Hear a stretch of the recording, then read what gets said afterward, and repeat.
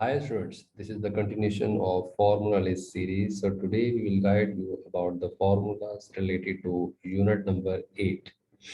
So we are going to discuss the formulas related to unit number 8. You know that we have four topics in unit number 8: job order costing, process costing, activity-based costing, and life cycle costing. So we'll not guide you about these topics because we've already uploaded different videos for these topics details. So we'll just guide you what are the important topics and formulas you need to keep in mind. So here, let's start from the job order costing.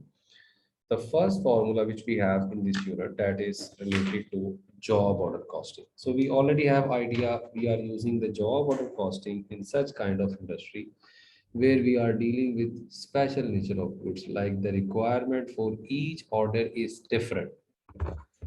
Say one order you receive, second order will have different kind of requirements. Say you are working in a furniture industry, so one order has specific kind of requirement, second order will have different kind of requirements.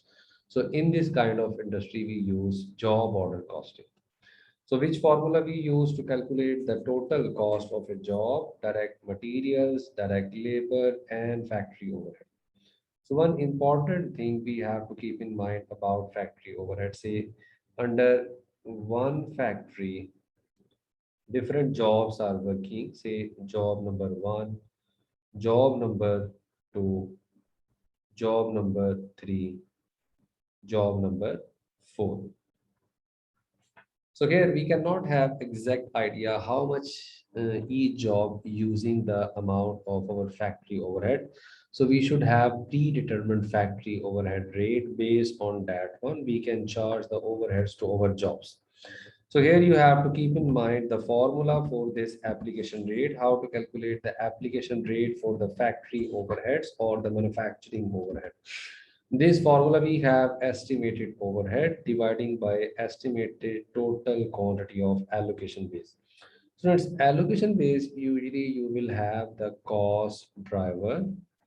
One of the cost driver will be your allocation base. That can be your direct labor hours or that can be your machine hours. So depends upon the situation. Like here we have small example, say your estimated overhead. We have 200,000 and your allocation base, you have 100,000. When you will divide both of the things, your per hour rate will be $2. Like here we calculated. Now we have application formula. Say once you have the application rate, how to charge this overhead rate to your job. So for this one, we have formula amount overhead applied equal to total quantity of allocation basis. Say over allocation basis, we took the example here. Our allocation base is labor hours. So how many labor hours used by the job multiplied by application rate. So here we have example, our job used 10 hours multiplied by application rate, we got the factory overhead. So this is the application formula. That's all about the job order costing from this unit. These few formulas you have to keep in mind to make your topic more simple. Now we have process costing, which is very lengthy topic. We already uploaded a separate video for the process costing, how to calculate equivalent units of production, how to calculate um, material cost per equivalent units. So here we will just guide you about the formula. So we know that process costing we are applying in the industries where we are producing homogeneous products on 24 hours basis. Same products we are keep on producing and we do some sort of average costing. So there we use process costing. The students, in process costing, the main important task we have to do, we have to calculate equivalent units of production. And we have to calculate it as per two methods. One of the method is weighted average method, another is FIFO method. So we'll first guide you about weighted average method. What is the formula for equivalent units of production? under weighted average method. So we have three-line formula. Try to understand this one. Three-line formula. We have first line for the, we call it work in process beginning inventory. In the first one, first line, we take it work in process beginning inventory. One important thing you have to keep in mind, if you are calculating the equivalent units of production, either it is for materials or it is for conversion cost, same formula will be used. So for the work in process beginning inventory, I am writing all, mean to say whatever the number of units there, take all, no need to take any kind of percentage. Second line of the formula, we have units started and completed in the same period. These are those units which we started this month and completed this month itself. How to get it? Units completed minus work in process beginning. We will have our units started and completed in the same period. Like here we have example 9,000. We started and work in process units completed. 9,000 we have completed minus work in process beginning, we will have units started and completed in the same period. These are those units actually which we started this period and completed in this period itself. Mean to say nothing from beginning inventory. Work in process closing units. You have to apply the percentage. That's very important. You have to apply the percentage for work in process closing units. Say closing units, we have 1,000 units, and the percentage of completion with respect to material, we have 80%. So 80% of this one, we will have 800. Like that, you have to apply the percentage.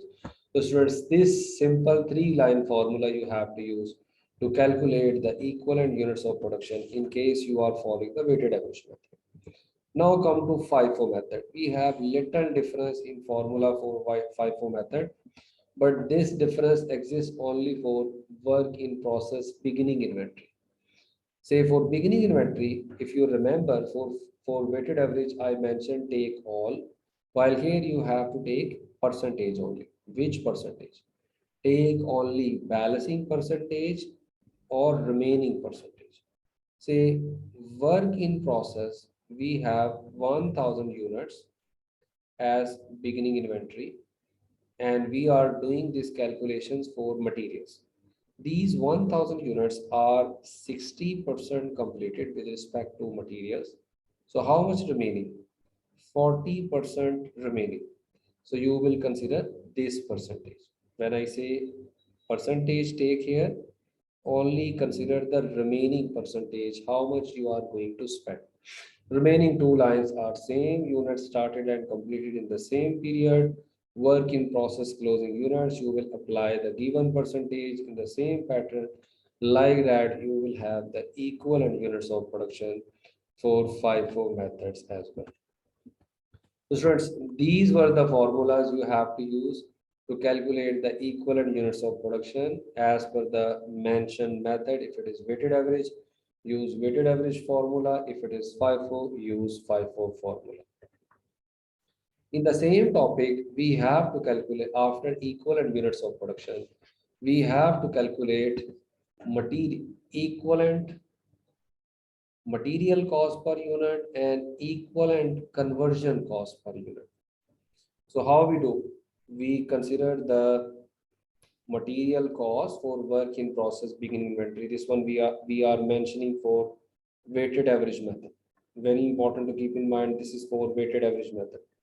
Material cost for work in process beginning inventory plus material cost added during the period dividing by equivalent units of production for materials as per weighted average method, because this is the material cost per unit you are calculating as per weighted average method.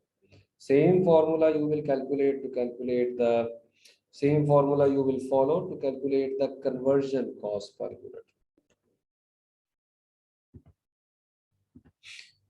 Next one, students, we have to discuss the formula here in case you want to calculate the material cost per unit and you are adopting the FIFO method. In case of FIFO method, I will show you the things, but before going to the FIFO method, I can show you the work in process evaluation, but I think let's first go through the FIFO method itself for our this one. We can discuss FIFO method right now.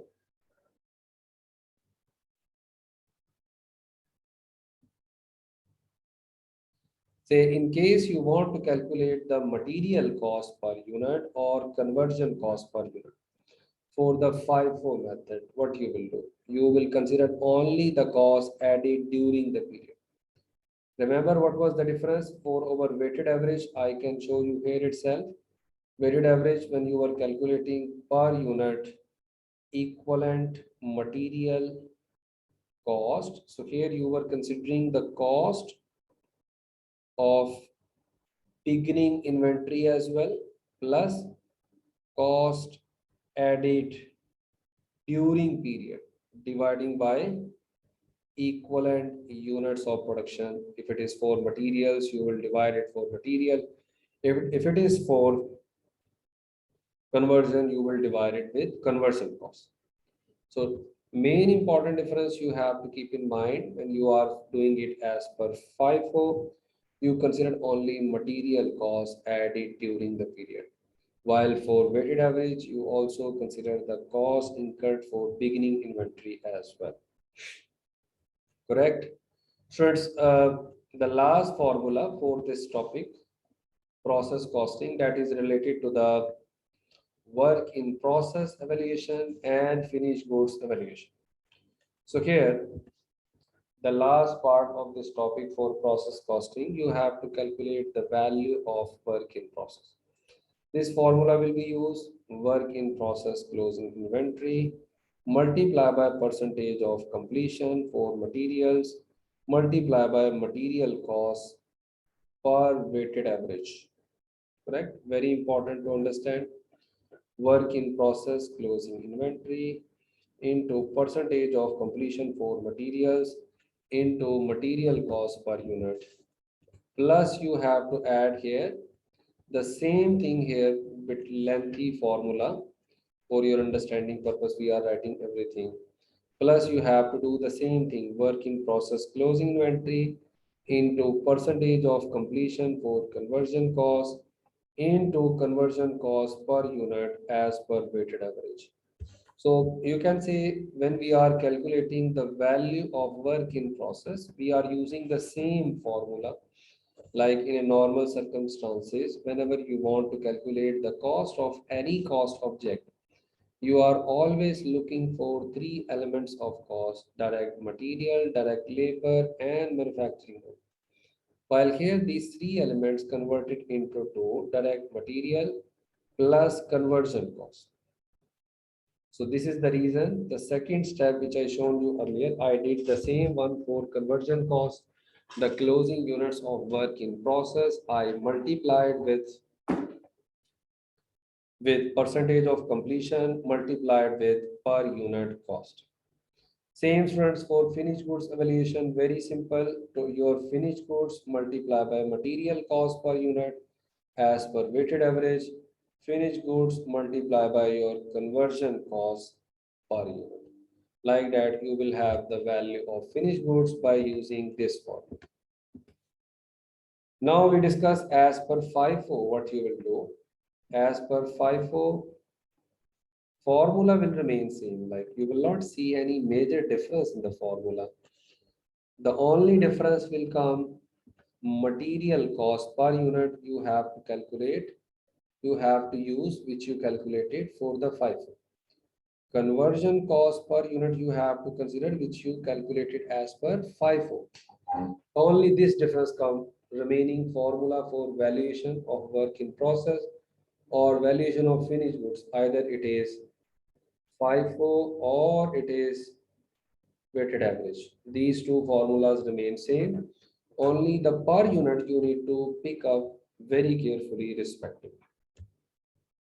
First, these were the possible formulas which I mentioned for you related to process costing.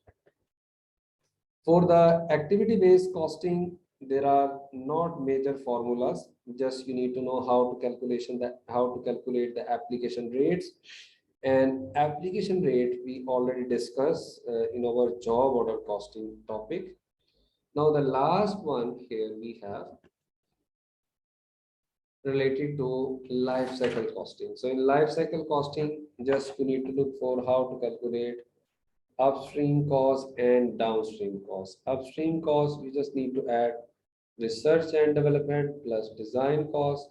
And for downstream cost, we have to add marketing, distribution plus customer services. So these are the possible equations for unit number 8. So the next video we will do for unit number 9, 10 together. Thank you very much.